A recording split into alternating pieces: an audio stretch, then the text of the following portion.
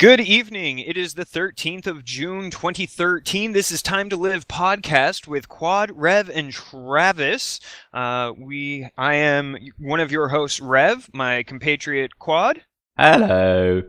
That was and weird. Our newest host is Travis. After our rousing success with having him on as a guest last time, we decided we'd invite him on a more permanent basis. So welcome to the gang, Travis. You got flooded with fan mail. That's what happened. Yeah, Twitter and everything. It was obscene. There was so much. We want more Travis. Yep. I know. It was nuts. All right. Well, this is episode 13, I believe. Maybe 11, somewhere in there. 12. I don't know. Like I'm as horrible with numbers as I am with 12. names. I think. Yeah. Oh, yeah, that's right. The bonus episode threw me off. Bonus episode. Yeah, did you listen to that one, Travis? No, I didn't. I'm such a terrible fan. I'm sorry. It was so recent. I don't have time. Yeah, fair enough. I know. All right. Well, we are Time to Live podcast, a podcast about gaming, the game industry, let's plays, and anything and everything related thereof. We eventually, and I still say we're going to do an episode on LARPing. Oh, God. I know absolutely nothing about that. I know very little about LARPing as well. It's not hard. It's like you're playing D&D, but you stand up and you act it out. Yeah, that's why I don't know it. Oh, no. Alright, let's just keep going with the show here. Rev, what have you been playing? I have only been playing really one game, and that was Left 4 Dead 2. I started doing it because I'm testing out some games that the Cousinator has asked to.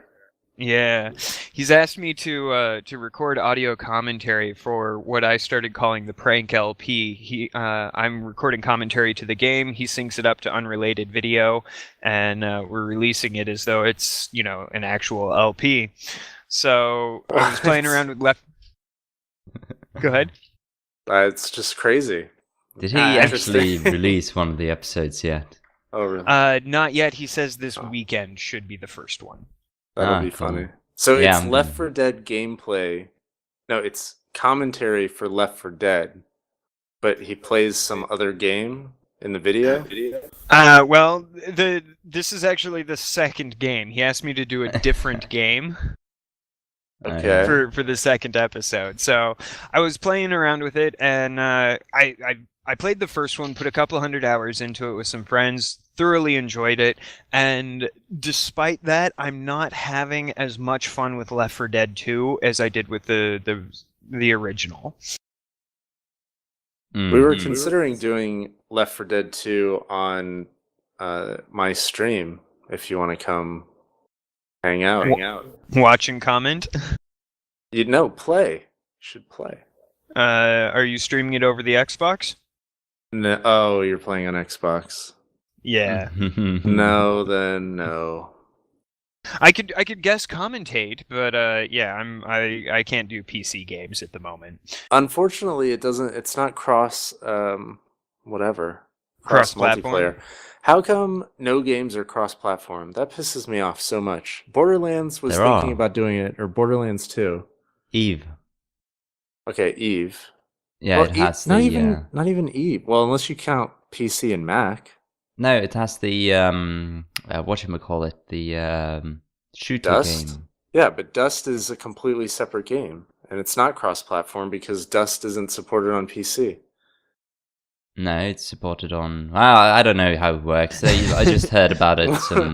Dust is only a PS3 game, and while it shares the same user base as EVE Online, there's no cross-platform functionality except for the fact that the decisions, or whatever you want to call it, the outcome of battles on Dust have an effect on the EVE Online world. But it's two separate games that interact. It's not like you can play on PC and play people on that's true. PS3. I Anyway. which would be nice. It would be There are nice. I some think they should games, do actually. it, but those are mostly, Yeah, there are some some games, small but- games that are usually on Android that works with yeah. PC, for example. Yeah, looking over a quick list, I did a quick Google search for cross-platform games, multiplayer games, and about the only one that I've ever heard of was Dragon Quest X, which could be played on both the Wii and the Wii U. Oh, great. That's hardly cross-platform also. Yeah. Yeah. The problem let's is see. like the compatibilities between PSN and Xbox Live, and then whatever the PC is using, whether it be Steam or, some proprietary BS. You'd think there'd be more cross-platform stuff now when you've got like EA's Origin. Why can't they get Origin to talk to everybody? Why Right? do they not just skip Origin and go work with Steam? Well, that's a business decision. Portal 2. But... Portal 2 could be played between Mac, PC, and PS3 versions. Oh, really? That's what it says. Interesting. Not Xbox. Nope. The DC Universe Online could be played on the PS3 and PC. Farm Simulator 2011 could be played on Mac and Windows. Awesome. All right. So, yeah. Not a whole lot. They should. Okay. Travis, what have you played? Yeah. I've been playing a little game called Remember Me, which is a cyberpunk, I don't know, I guess cyberpunk RPG, where this chick, she remixes people's memories. It's sort of Total Recall-y, because there's like a company that does that. It's super awesome. I really love, well, I won't speak to the game yet, but the concept is cool, because I really love cyberpunk stuff, and I like all that kind of stuff. So the gameplay is nice so far. I haven't really gotten very far into it, but I'm doing a Let's Play of it. So. Yeah, I've just seen that Vapid has released an episode of it. I'm probably going to check that out. He said actually a while ago that I was going to do it and release it, and he took forever to do it. I know, I've taken forever too. It's been sitting there in my Steam thing since before it was released. It's just like looking at me. I didn't even install it. It's terrible, but I'll finally get so around to it. So when you estimate your first episode will be out? Probably tomorrow, I would say. All right. Okay. I remember seeing a trailer for it and thought the concept was amazing. And as far as I know, it's a PC only, correct? No. I think it's PS3 and Xbox. I'm playing it with an Xbox controller, and it has all the graphics for the buttons and everything. So it's for all the platforms. It's for, well, not Mac, but it's for Windows, PS3, and Xbox 360. I might have to look into that one then. That does actually sound rather intriguing. Action, adventure, stealth. All right. Yeah, it's kind of cool. You build your own combos, and you decide like what they're gonna do. Like, are they gonna heal you? Are they gonna bring down your cooldown timers? Are they gonna do extra damage? You can like mix and match. It's kind of cool. It brings like a little bit more to just shooting or fighting, I guess. All right. Well, I'm waiting with great anticipation to see it in action. I am also. Okay. Well, all right. What have I been what playing? About you? What have you been playing?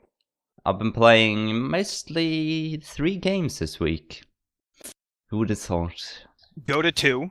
Dota 2 is one of them, but I've actually only played like 1 or 2 matches of it, which is oh my god, weird. you slacker.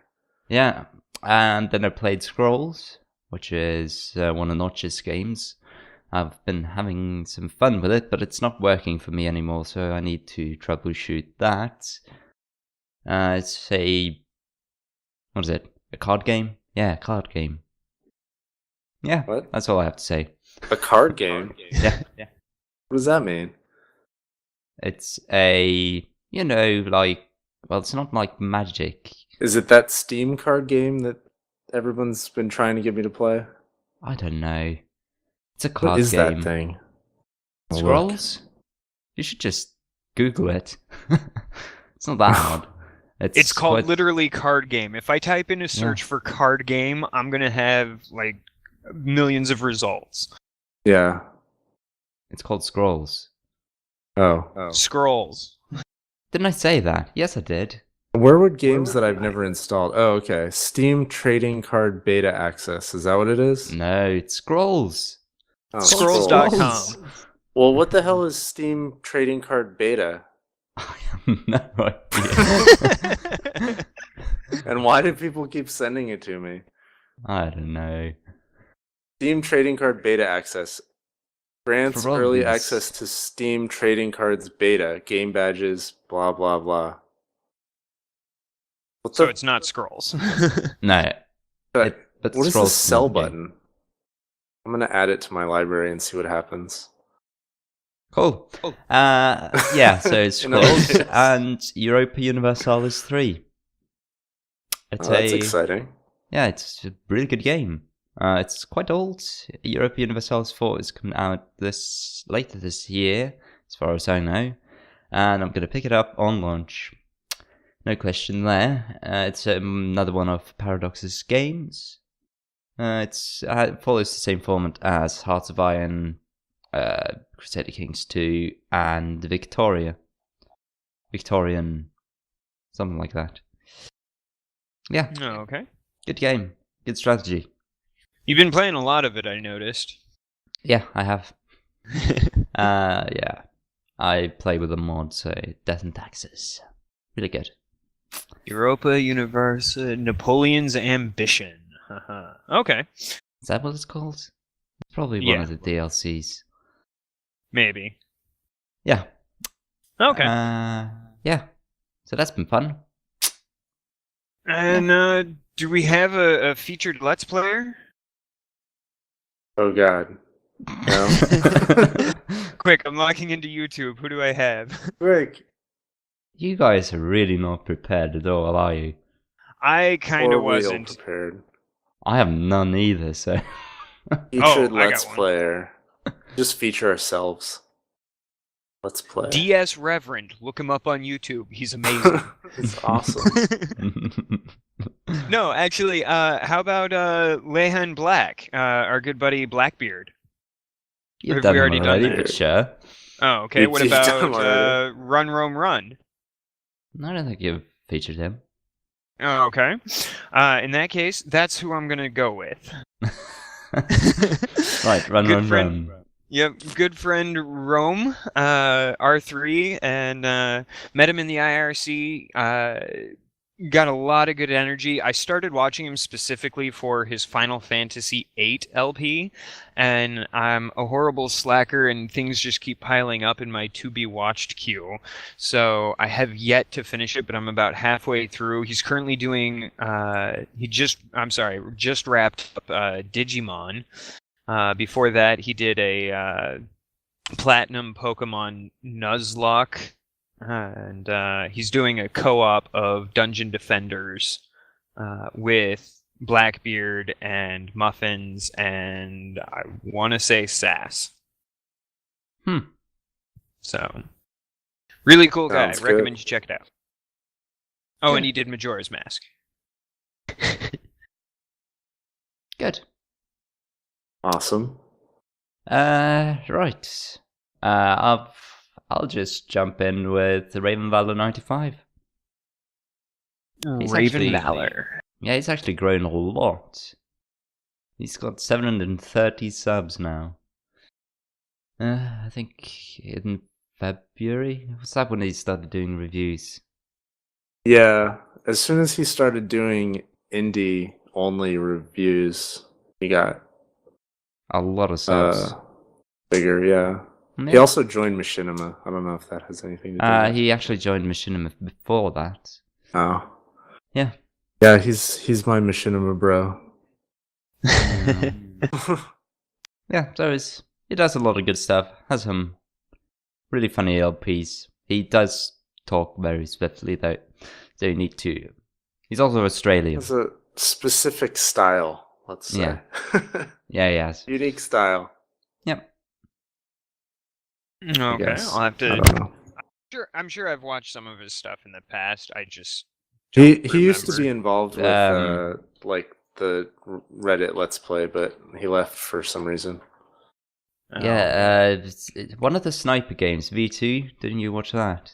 Oh, that's right. Yes. Yeah, that's also what I watched. I haven't watched any of his other LPs actually. Sniper Elite V2. Yeah. Okay. What about you, Travis? Got one? I can say, how about Retrophile TV? Go ahead. He's good. His mic sucks, but okay. But he's joining us on the stream next weekend, and he's a nice guy, and he definitely, yeah, good. Good. I haven't owe watched him all his feedback. videos. Maybe he fixed his mic. Who knows? His mic isn't that bad, and his name is Mike, so that makes up for it some way. I so owe him a Rev reviews. He asked me for one like 2 weeks ago, and I haven't had time to sit down and watch the entire video and write it all out. So, Mike, if you're listening, it's gonna happen soon. Gonna happen. He plays a lot of good games though, so like old school. Obviously, his channel's called Retrophile, but I enjoy the games that he chooses to play because a lot of them I've played when I was a wee little kid. So. All right. So, Run Rome Run, Retrophile TV, and Raven Valor 95. Check them out, guys. Yeah. All right. Moving right along. Yeah. Ish. Yes. So let's talk E3. Okay, well, Quad hasn't been paying any attention to it. Violently I have so. been paying attention to one thing. I completely forgot it again. Oh yeah, I was checking out some articles on some website, and I noticed that they mentioned that the Xbox will only be available in 21 countries on release. Well, when you say on release, does that mean they're eventually going into other countries? I don't know. The gist of the article didn't lead me to believe that. No. It was quite clear Xbox One service will only be available in the following countries. Yeah, and why would that be? Disclaimer. It says Xbox One is supported. Xbox One games are for activation and distribution only in specified geographic regions. Yeah.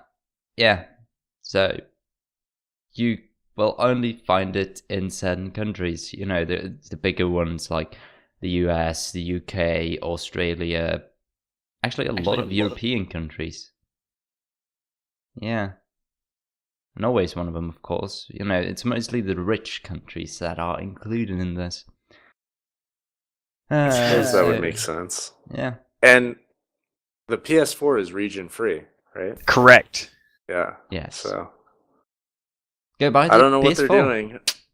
I don't know how. Here's what I don't understand. I don't understand how Microsoft did not understand what Sony was going to come out with. Like these are two huge companies. Usually they have some understanding, right? Like they understand what is on the pipeline, what's in the pipeline. Yeah. Well, think back to the last gen. Well, this current, but the next gen when the 360 and PS3 were announced, like they were very similar in terms of hardware and features, and really the only difference between them was the price point. And PSN was free, but you could pay for PS Plus, which is a lot better than Xbox Live is. Well, yeah, you know, that comes down to a personal choice. Yeah. But I mean, but still, the overall feature set was pretty similar. Yeah, and you could tell from it. You'd look at it and you'd say, "Well, these two, they were sort of riffing off each other in development and saying, okay, well, it seems like they're going to do this. We need to do this. And like I come from development, right? And we understand what our competitors are doing, and we have feelers and contacts from what people are going to do. And this company is releasing this in 491, so we need to have something like that, or well, let's move this up because they're not releasing this until next year. You know what I mean? Like they should have that understanding. And it's just crazy to me that Xbox is so far off the map in terms of feature parity from PlayStation. It's interesting. Yeah. Well, I think it might be. I've heard the argument made, and I'm not sure that I totally buy it. But I heard the argument made that going back to the original Xbox, Microsoft's goal has always been for the Xbox to be the all-in-one living room device. And yeah, but they got that wrong. That they totally shit right. that up. If you're gonna be the one box, you need to support one box stuff, not like less than a smart TV, which are the dumbest things in the world, right? Okay, yeah, congratulations, Walmart you can TV. play Netflix like every other. Like my fucking toilet can play Netflix. Every device in the world can play Netflix. That doesn't mean anything. There's no cable card support. There's no DVR. That's not a set-top box replacement under anyone's barometer, right? Well, the cable card and DVR stuff doesn't really apply to me, but I get your point. It really doesn't make sense that a feature that so many especially if they're targeting specifically America, so many millions of Americans utilize their DVR that it's actually hurting revenue for advertisements on the cable channels. To not support DVR, it makes no sense. Yeah, I'm not saying that a game console has to have that. I'm just saying if you're gonna say we're gonna do TV and we want you to use the Xbox like your total entertainment thing and it's your one device and all this other stuff, then you have to do it right at least.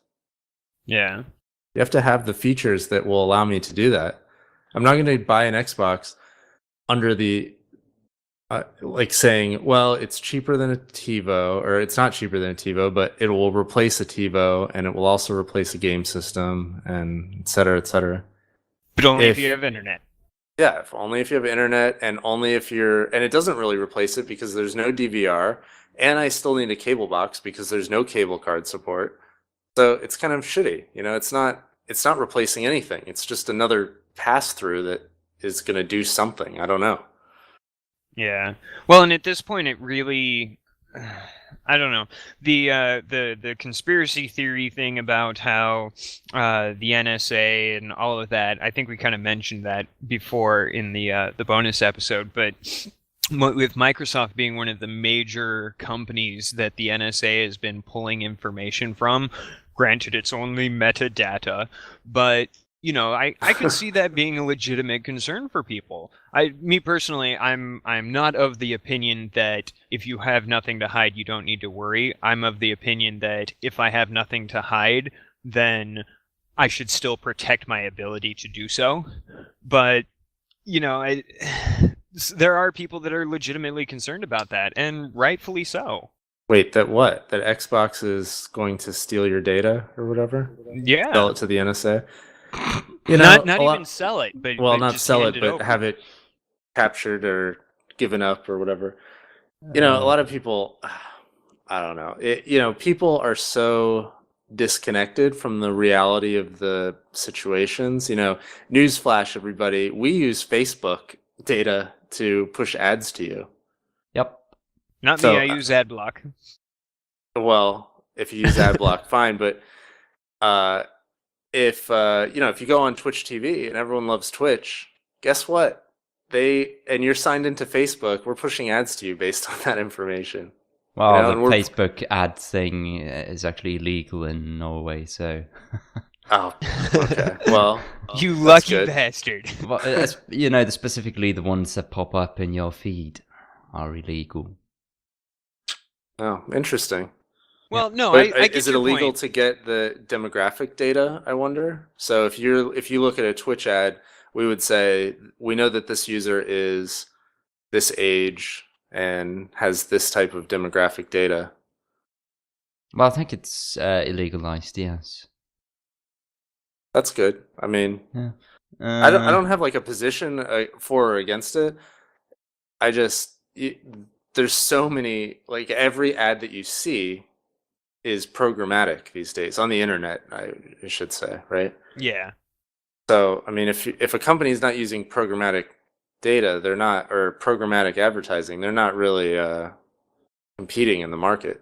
So, Yeah, that's a good point. And I do want to make it clear, I'm not some kind of nut job conspiracy theorist. Yeah. But, you know, spoken like a true nut job conspiracy theorist. Hey, you stay out of my tinfoil hat. No, I do see the concern that others have. When we last kind of broached this topic, I was approaching it from an infrastructure point of view. You know, it is all but impossible. I mean, let's assume for a moment that Microsoft's goal of, what was it, 1 billion Xbox One consoles in the first 3 years becomes a reality. We'll just assume that. That was 1 billion for, you know, all the new ones. That includes Wii U and the PS4. But they were looking towards getting sales for around 300 million. Okay. Well, let's assume for a moment that they hit that 300 million mark. Do you have any idea how much infrastructure is going to be required to handle all of the data that the Xbox One is going to have? Not only just feeding it to you, but also extracting and uploading. And let's assume, for just argument's sake, that they are sending it to the NSA. It's totally not feasible. It's completely infeasible and impractical. We would have to, in the United States alone, we would have to invest hundreds of billions of dollars in networking infrastructure just to be able to handle the traffic for that. Yeah. And so from a logistical standpoint, it's not feasible. So I don't think it is a reality, but I can see why people would be concerned about it. They don't necessarily have that same background. You know, Travis, you're used to using that kind of data points to be able to target things towards your demographic, and I build those kind of networks, and you know, we understand and we see, you know, that what's going on in that regard, and the applicability of the fear, but it's still a legitimate fear. It's a legitimate fear. I think you have much more to stand on if you're against using that kind of personal data to be advertised to, I guess, rather than the government. I would agree. Partly because of what you mentioned, which to funnel all of this data to one place and then parse it somehow is pretty incredible. And I don't know that, you know, advertisers at least have a smaller pool to pull from. They have more specific data that they want to use, and they have a vested interest, which is to make money. Whereas the government, you know, they can barely do anything, and B, they don't have as vested of an interest. I mean, they obviously, well, if you go on like the most ethical, ideal situation, they're trying to protect something, but you know, it's still, I feel like a corporation trying to make money is much better at executing things and getting it executed than someone coming in and saying, we're seizing this data and we're going to use all of it. Yeah, that makes sense to me as well. Plus, a lot of people would be surprised at what's open. I mean, you know, the NSA, they don't have to work very hard to get your information. You know, like most of it is out there. You're getting, any website you visit is caching everything. You know, anything you do anywhere is being cached, and it's partly just to deliver content to you better.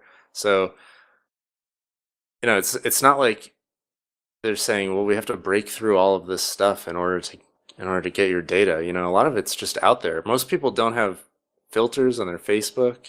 I don't know. It's just settle down, everybody. Just calm down.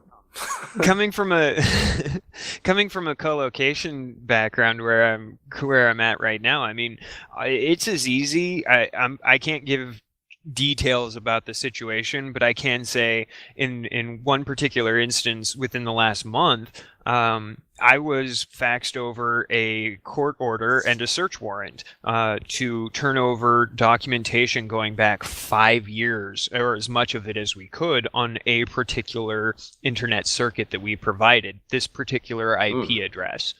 Interesting. Like by court order, it was signed by a judge. It was all of that fun stuff. We turned in billing records and past credit card numbers that we had, and blah blah blah, names, addresses, email addresses, contracts that were signed, emails between us and the client. All of that stuff. I have no idea what that's going to be used for. I have no idea if it's ever going to help them. I had to give them login credentials that were used and stuff. Now, from an ethical standpoint, I'm very much against, in general. But from a professional standpoint, I kind of have to. And but you don't know what they could be trafficking child porn. It would be exactly. It would be unethical not to give them the information. Plus, this is nothing new.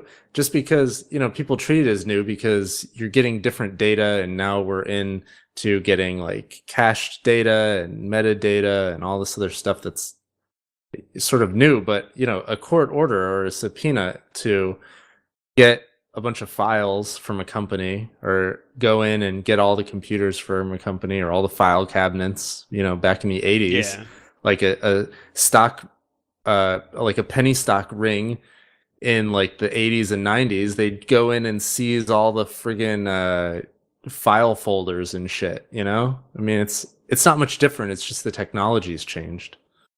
Right, but most people are scared of technology, so... Yeah. I still think those laws are just completely outdated. Well, in large part, I mean, a lot of our legal systems around the world, even. I mean, this isn't. I don't want to make it sound like I'm just harshing, or we're just harshing on the American legal system, but America sucks. Okay, we all know that. Hey, I can't hear you over my freedom. Well, I have a lot more freedom than you do. That's true. It's sad, but true.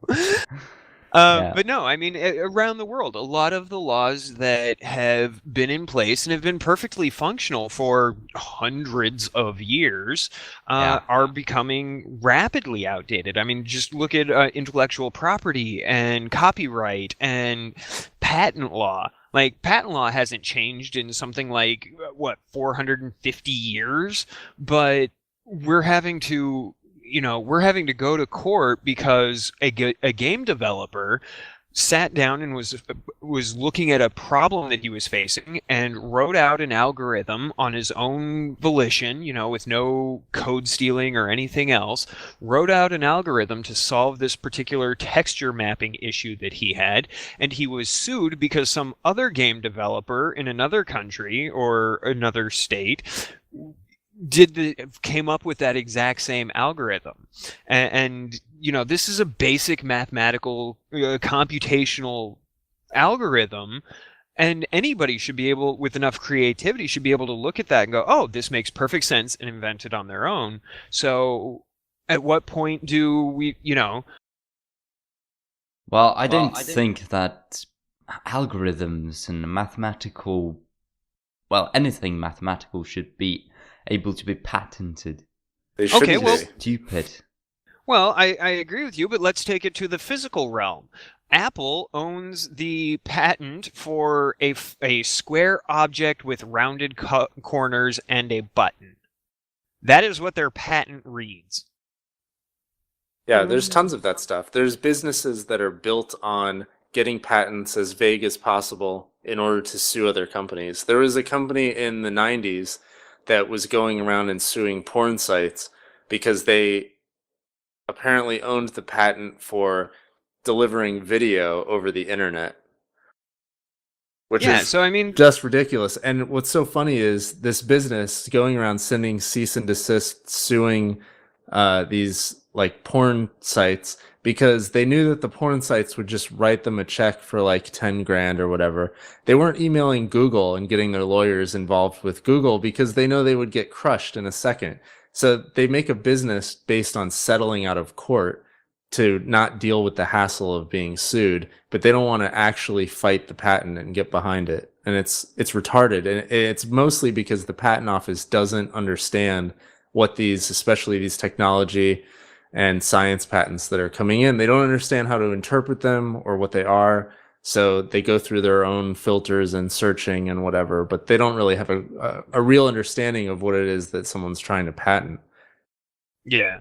So yeah, the whole legal system around the world it needs an updating. It really does, and unfortunately, it's going to become harder and harder to do, just because the pace of technological advancement is increasing exponentially. Yeah. So into the singularity. At least the Supreme Court ruled recently that you cannot patent human genes. Oh yeah. Why the fuck would? Oh jeez. That was a That would mean that you could sue anyone in the world for having that gene. Well, no, it's for diseases. So if you came up with a gene that you could inject or something that would cure cancer, are you allowed to patent that? You know, maybe not. It's a tough issue because on the one hand, the pharmaceutical industry is driven by money, and they're coming up with cures for things. Yeah. So do you want to stifle that, or do you want to, will they not do it because the money isn't there? You know what I mean? So it's not as an easy, clear, black and white as people like to make it out to be. Right. All right. Enough of that. Anyway, we're not really talking about gaming anymore. What are we doing? Yeah. So E3. What else? Is that what we're talking about? E3? Yeah, we were. Rev, didn't you have something? The submarine thing. A submarine thing? Oh, Microsoft PR. Yeah, no worries. Microsoft gave the finger to all U.S. military people that are stationed outside of the 21 country list. Basically said, if you want to use Microsoft products, then you can totally buy an Xbox 360, and if that's not good enough for you, then we don't want you as a customer, was the gist of it. Yep. Which as my husband's in the military, and that so fundamentally offends me that it's not I can't even find humor in the fact that Microsoft has this giant shovel that they're digging their own hole with. Because, I mean, just here in the US, I don't know how it is in Norway or if you guys even have a standing army, but there's... Of course we have a standing army. Iceberg. Well, don't you only have like 2 million people? Talking shit about the army. 5 million? 5 million? That's as big as the state of Utah. What do you need an army for? On a good day, when the football team's in town. Yeah, 5 million. Just over 5 million, actually. All right, but the point I'm making was that there's a significant portion of the U.S. Citizenship that is in the military, and the vast majority of those people happen to be in Microsoft's target demographic when it comes to gaming consoles. And I can't tell you how many friends I've had over in Afghanistan or Iraq or Kuwait, my husband in both Afghanistan and Kuwait, where the only thing that helped keep them sane was the fact that they and their buddies could hook up their Xboxes and play video games with each other during their downtime. Ironically, it's Call of Duty, but... Most times, yeah. I figured out how many people there are in the army. How many people do you have in your army? 23,000 personnel in peacetime. 83,000 when mobilized. So not that much. Not that much, no. But that's about the size of my town. I know. That's like the size of my office building that I go to work in every day. Well, it is wartime, isn't it? There's a war in Afghanistan still, so... Yeah, but I don't know if you're participating in that war. Norway is participating. Oh, they are? That's too bad. Well, according to us, we have 60 million that are currently, or 73 million that are currently available for military service. We have just over 3 million active and reserve personnel combined. Wow. So, that's a fairly significant chunk, and most of them have lots of expendable income because, if you're sitting on a base in Kuwait, it's not like you're going down to the mall every day and right. So they get paid well and they want to spend that money on something, and that something is usually going to help keep them entertained in their off time. Yeah, and they're in the age demographic. The prime age demographic. And for the most part, the gender demographic. So it's really a huge lose for them. Yeah, I don't know how they're going to recover from... Microsoft is going to recover from this in any way. I don't think it's going to be possible. It'll be interesting to see what the actual sales numbers are when it comes out, because a lot of times we get caught in a bubble. It's just like a political bubble. You think, how could anyone vote for this person or that person? And you're only talking to people that are sort of in the same mindset. And then it comes time to vote and you're like, what? 50-50? How did that happen? I could see same that, sort of thing. Like, what if the numbers are like 50-50, right? I'm thinking that in the 21 countries that it's supported, it's probably going to sell really well. Well, you think it's going to sell on par with the PS4? That I don't know. It may do. According to an anecdotal report that I heard, a buddy of mine who works for a game company, or not a game company, but a game shop similar to like GameStop, his company has received at 30-1 numbers PS4 to Xbox One pre-orders. Good. So that's one store in Ventura County, so totally anecdotal, but yeah. Well, that's good. I guess there's limited quantities, right? Aren't these usually limited? It would be interesting to see which one runs out first, like on Amazon. I'm willing to bet it'd be PS4. Yeah. Seems like it, because especially the early adopters are the people that are sort of invested in the gaming community and reading things and understanding what's going on. Yeah. But I don't know if, so many people are just not in that ecosystem and they're just going into GameStop and saying, holy shit, a new Xbox sold. Yeah, it's really stupid. I just need to go around telling everyone that they shouldn't buy the Xbox One. Well, you don't have many people to tell, so there's that. I do.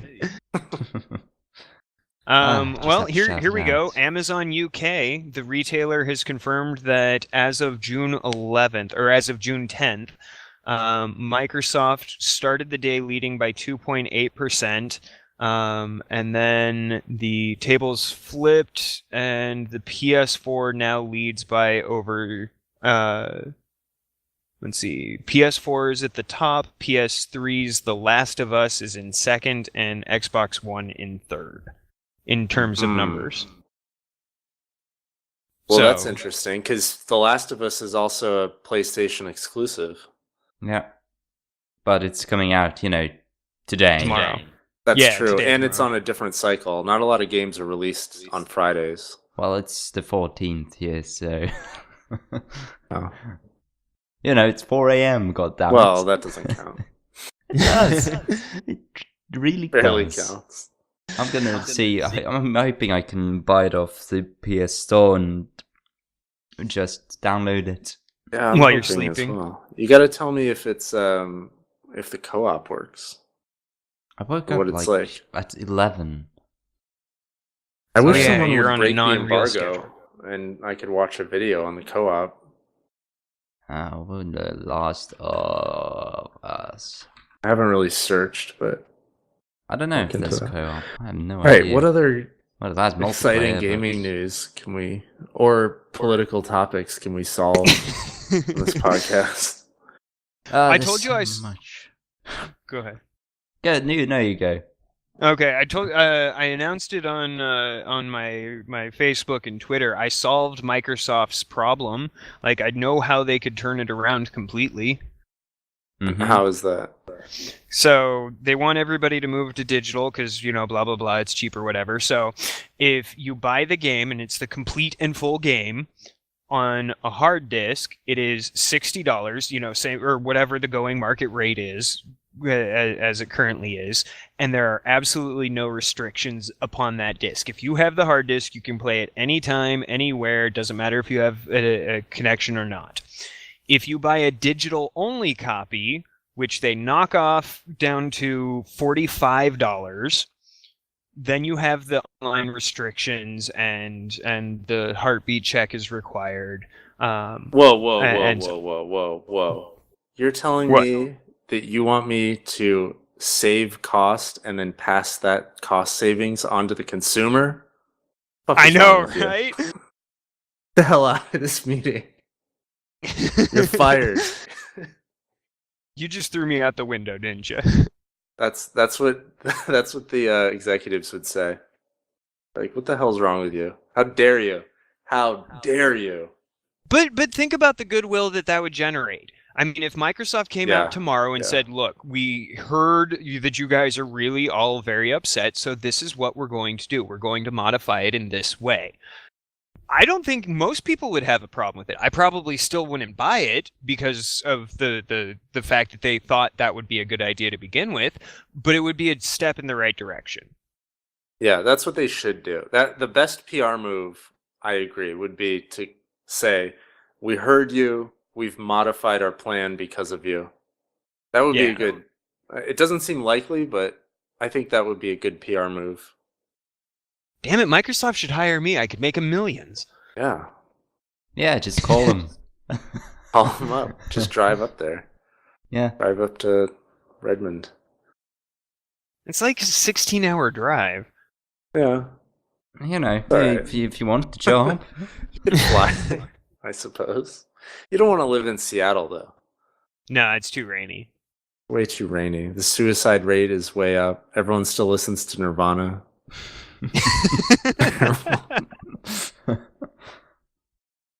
Good. Any of our listeners from Seattle, it's okay. We understand. Go ahead and send your hate mail my direction. That's fine.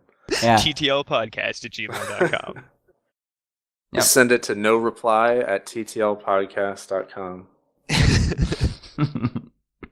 Yeah. Best place to send it. I don't really have anything else on the E3 Microsoft Sony stuff. The only other big thing that I had is that Duke Nukem is back in the news. Oh God, why? I'm not buying it. 3D Realms was in a agreement between Gearbox Software because they had a gentleman's agreement that allowed Gearbox to develop future Duke Nukem games after Duke Nukem Forever was released.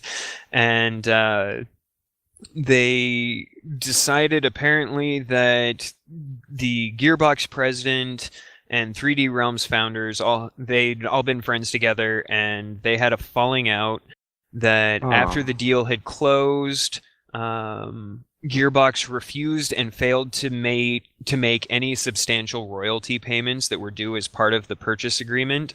So their 3D Realms is suing Gearbox, and they're suing them for something like over $2 million in royalties, and let's see, payback of a $2.9 million loan that they owed to another software developer, and So, Duke Nukem causing millions of dollars of legal stuff. So there's not going to be another Duke Nukem for another 100 million years? Is that what you're saying? If it grows exponentially, we can assume that it would be 36 years. Awesome. Okay, awesome. Cool. I like that. So in 36 years, we'll have another shitty Duke Nukem, which we will buy because we've forgotten how shitty the previous one was. Right, that's the big plan, is they wait long enough for you to forget how terrible of a game Duke Nukem is. Yeah, you just want to remember the originals. That's all Exactly. I remember. Want to remember 8-bit sprites of strippers. Hell yeah. Didn't you masturbate to those as a kid? No comment. I wasn't old enough then. I was all about the Doom Demons, to be honest. I couldn't masturbate to the Doom Demons. The Wolfenstein Nazis. Yeah, there we go. That's what did it for me. Speaking of games from back that far, Double Fine, we all know, was funded through their initial start all that time back, but there's a new funding group called Indie Fund, and they have just decided to back Double Fine for 2 new titles. Good. Awesome. And I guess that came out during the Horizon E3 conference. So, do you ever feel like an asshole for not playing enough indie games? I did play them a lot. You do? Like half a year ago. But See, I don't didn't play them too very much. many indie games, you know? And people are always like, indie game. It's like the new thing. It's like indie games, indie games, indie games. I played a lot of Binding of Isaac. I don't know. I like blockbuster games. Sue me. You know, I like super awesome graphics and fucking voice acting and shit. I don't care about graphics at all. You don't care about graphics? I play ASCII games. What are you, communist? No, but he's a dwarf fortresser. Oh Yeah. god, that's true. Yeah, you're like, you play Terraria too, don't you? I did play it, yeah. Yeah. Terraria See- is a indie game. Yeah. I don't know. See, I for just me, can't it get has to into be of note. Like there Has has to be something about that indie game that separates it from everything else. If it's just, what Darkest of Days was kind of an indie game. It was a first-person shooter that, you time traveled and blah blah. I played it and was bored to tears with it. The story was cool, and that's the only reason I finished it. But the game itself blew goats, and people praised it just because it was an indie game. See, I don't think that's fair. I mean, I understand it's not fair that another company maybe spends millions and millions of dollars on producing this game, and you spent like 10 grand or something. But I don't know. But it's. I'll give you a good example. I love the game Fez. I worship at its feet. It is a fun game, and I will recommend it. I bought a copy for Quad, who unfortunately had technical issues despite his all-powerful computer. Couldn't get it to play proper. And That's too bad. I think it's something Sounds with like my a sex joke, I think. I think it's something with my graphics drivers, and I haven't updated them in a while. What are you doing? But update that beta right away. Yeah, you have to still. But that's still that is definitely an indie game, and I've bought 4 copies. No, counting the one for Quad, I have bought a total of 5 copies on 3 different, streams for that, because I loved the concept and I played the game and it was a blast. I still haven't beaten it. I'm still exploring and learning about it, but in general, it has to be something that really sparks my attention. I can't just go, oh, it's an indie game, time to play. Yeah. It has to have note. Yeah. See, I think the difference is, and correct me if I'm wrong, we're not like, people are into indie games like it's a genre. Like you would say, I really like first-person shooters. I really like RPGs. I like indie games. I like indie games. To me, that's not a genre of game. That's just like, who cares how much money it costs? Do you like it or not? I like Right. roguelikes. So $10 games. What? Roguelikes are usually free. I was talking about the development cost. Well, Oh. indie games are, $10 usually. Yeah, well, no, the I would cost agree with is that. definitely an appeal for a lot of people, I think. Yeah, most of them actually. Well, most of the indie games that come out are actually under the genre of casual. Yeah, and a lot of the Let's Play community, if we bring it back to Let's Play, I think a lot of them really like indie games because they're easy to get. And the developers can't wait to send them to you. Yeah. And it's also, they don't usually care if you put up YouTube videos of them and monetize them. Yeah. Because, well, their game gets out there. And they make money from it. Yeah, that would make sense. And I'm seeing a lot of games here which I've actually played as Flash games back in the day. Yeah, well, that's how Trials Pro that Rev was talking about last time. That's how that started. It was an indie Flash game. Yeah. I used to, the version I first played with it was on flashgames247.com. Don't go there, it's full of ads and it sucks. But I think I played it on Miniclip back in the day. Yeah, they all share, but it was a decent game, and sure, why not? It's available on my console. I can play it in front of my kids, and it doesn't tax my PC because it's on my 360. Cool. Yeah, I played the shit out of Trials Pro, the Flash game. Awesome. I haven't played Trials Evolution yet, though.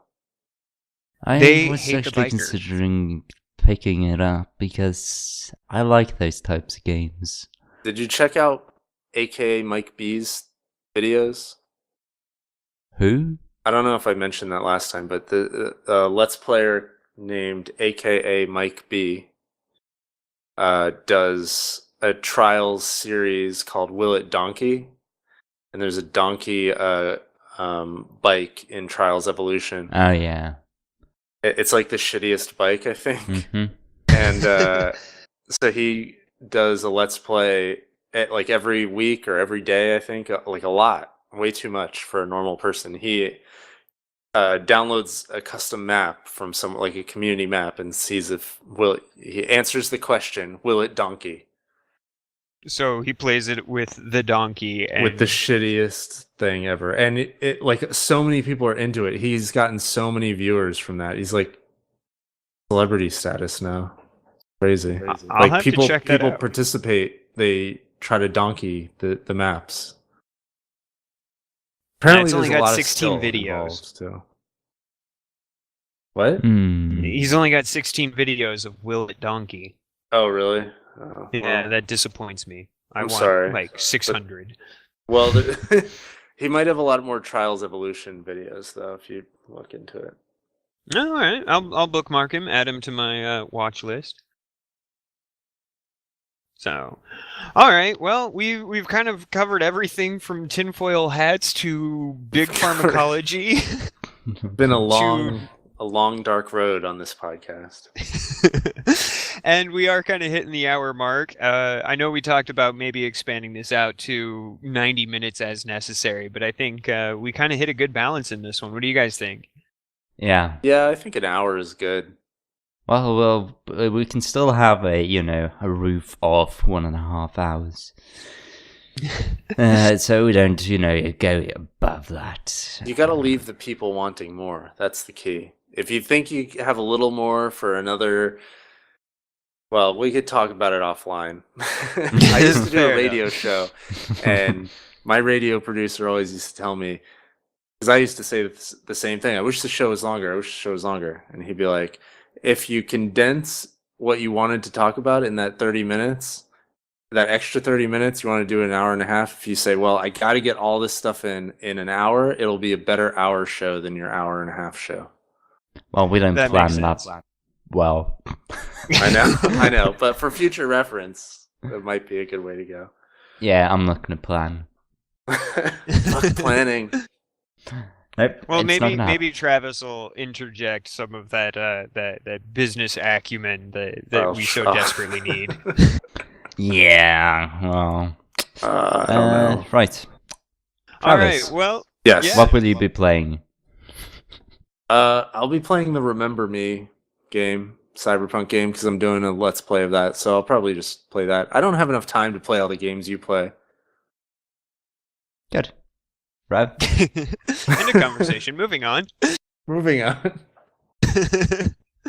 I'm probably gonna end up playing more Left 4 Dead 2, or Trials Evolution, and I think that's pretty much on my plate for right now. I'm kind of strapped on cash, and there's not really anything that super sparks my attention other than that Remember Me, and that's gonna have to wait for at least a month. Cool. How about you, Quad? I've got 4 games at least that I know I'll be playing, which is Dota 2, Europa Universalis 3. What was that other game?